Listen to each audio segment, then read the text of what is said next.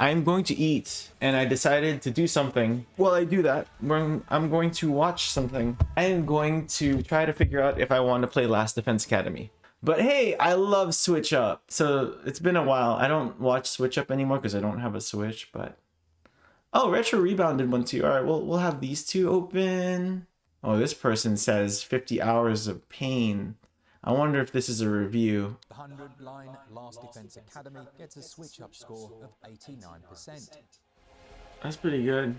I'm very curious about the person that said it was boring. For context, I love all the Danganronpa games, and I love the anime. I liked Zero Escape. This person is very much convincing me not to get it. Not because I think it's bad, but I don't think it's for me. I don't know, he makes it sound like you don't learn. See, what I'm translating from this person's experience is that they don't really get much out of growing their relationship with people. Rather, they're just, I don't know. This review's almost done. Let's finish it. It gets better after the 100th hour, I swear. It gets better after you put 100 hours into shut up.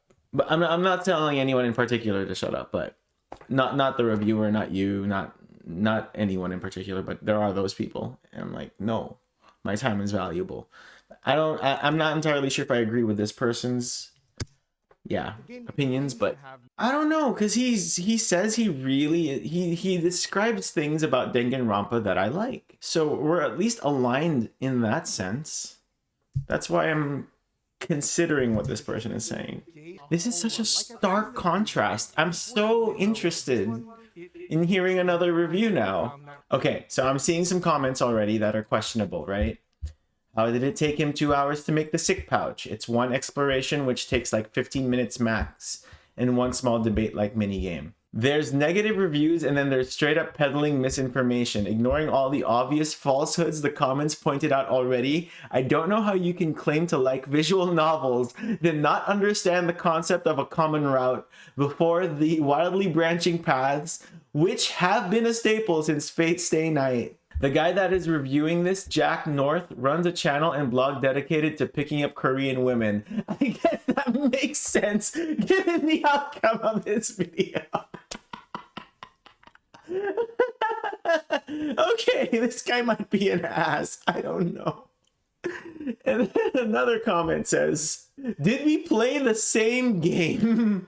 Another comment says, I'm not sure how many visual novels you've played, but it really sounds like you're unfamiliar with the genre. All right. So this person might be full of poop. I don't think this man has played a single visual novel in his entire life. The comments are cooking him like crazy. This shit's so funny. Please fire whoever did this review. Single-handedly made me buy the game with your rage bait video. See, the fun thing is, if this person made a rage bait video and spent 50 hours on this game, they just wasted 50 hours of their lives. So, I don't know. So I'm gonna read this one. There's no way to heal during the exploration phase is a comment from the quotation marks are comments from the video. So there are ways, as this commenter says. The characters are one-dimensional. This is what I was worried about. This is one of the comments that struck me while watching the video. One-dimensional would mean that they do not have the ability to change. You gave the example of Tsubasa. The thing is that she and Shoma, low self-esteem guy, do not find a magic cure, but instead find workarounds to their problems like real people and grow by being able to fight in their own way. Oh yeah, and Hiroko, as another example you picked, well, she gets a lot of development as well. They all get it in some way, but Hiroko is not just a girl boss. You'd know that if you actually played the game. Huh. Okay, so yeah, if other people are going against this person's review like this about certain specific points that I had, which were the character development, then maybe, just maybe I might get this game. I was so convinced, you know, but because the first review we watched was so positive, and then the comments in this review are fighting against the video itself, there are no choices in the game. No spoilers, but that happens after the prologue. What? The game has no social sim aspect at all. That is another comment that I wanted to go against and hope was not the case. That would mean you didn't finish the prologue. The social sim may not be perfect, it has its flaws, but it's there. The main selling point of this game, may I remind you, was literally plastered everywhere in trailers or by Kodaka himself on social media. The 100 endings is the meat of the game, and the first 100 days is the bone that serves as its structure. I had so much fun on Route 00, the one you played, and I'm having a blast playing the other routes. Your conclusion is just insane, including the fact almost everything you said was not true. Okay. I'm back. I'm interested again. Finished the game before putting out a review. Might have to try out the game just in spite of this review because bro's getting cooked by the comments. Before I go over why this is a horrible review, I want to preface saying that I am a longtime Danganronpa fan, which this video also says. The person reviewing this game in the video also stated. I've played visual novels for many years and I'll always have a soft spot for that series, so my opinions may be somewhat biased. First of all, it does not take 30 hours to convince your peers to fight. To complete your first playthrough, which most people consider the prologue since that's what it basically is, takes at most 22 hours to complete. I have no idea why it would have taken you 30 minutes or more per day, when most days were 10 minutes at most if you can read at a grade 3 reading level, unless there was combat, which can of course take a little more time. But in the first playthrough, it was quite sparse. Combat only happened about 15 times at most. At this moment I'm commenting, I have played 52 hours according to Steam. I also left my computer and game running for about 8 hours one night by accident. I had finished my first playthrough and 35 of the 100 endings. 100 endings! So right now what I'm gathering is this person played one ending of Nier Automata. Got one ending in Nier Automata. And that was it. Like, didn't see the whole point of the game.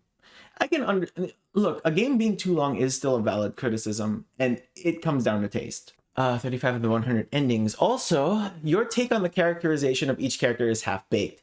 Yes, most are stereotypes. All of them are, even in Danganronpa. Literally, the next sentence. However, that is the same for all the Danganronpa games. They all have their own motivations, different opinions, and quirks that make them stand out, especially when you complete their bond events and learn more about each character, which you would have seen if you bothered to play the game past the prologue. Don't even get me started on the routes once you finish the first playthrough.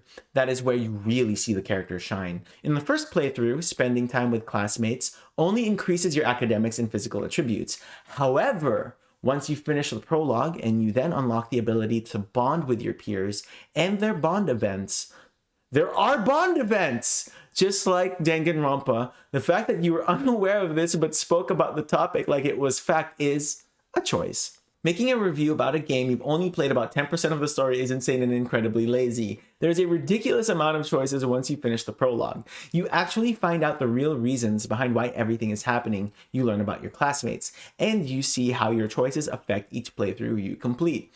It even has a chapter select where you can go back to a point in the story where you made a decision and see where the other route would lead without having to replay the entire game again. Oh my gosh, the one thing I really liked from 999. If you intend on reviewing games, you should finish the game, or at the very bare minimum, complete some of the routes before spreading misinformation. If you can't be bothered to finish the game, at least do a bit of research. Wow. So many people are literally cooking this person. The game is actually worth my time and money. This is someone who... Okay, here we go. Exactly what I was just talking about. Let's see. This is someone who played Nier Automata, played only one ending, and said that the game wasn't worth $80 for just 30 hours.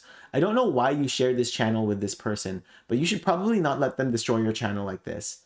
I love the team behind this game and all they've done for Danganronpa. End quote. Well, obviously that's not true, because if you did, then you would know who else was working on this game and how they do their stories. But I guess that's too hard for you to figure out. This review was very negative compared to the first review we watched, and the comments are very much being vocal about how this person did not play the same game. And it's not just, look, I can recognize comments that are negative, that just for being negative sake. I'm a fighting game fan. All the comments are negative, especially in Tekken. But these ones actually have some kind of criticism to them, like actual criticism. Gonna say one thing about this, I find the fact that you are calling 22, I farted. I'm so sorry. I think I'm done reading these comments. What channel is this? The Gaming Shelf. See, when I saw this review, I was wondering, why is there only 175 likes? 75.1k subscribers? My first thought was, oh, maybe they're just a channel that fell off the AdSense train and, you know, like... the algorithm wasn't being kind to them. No, what actually is the case is that there are so many dislikes. That is it.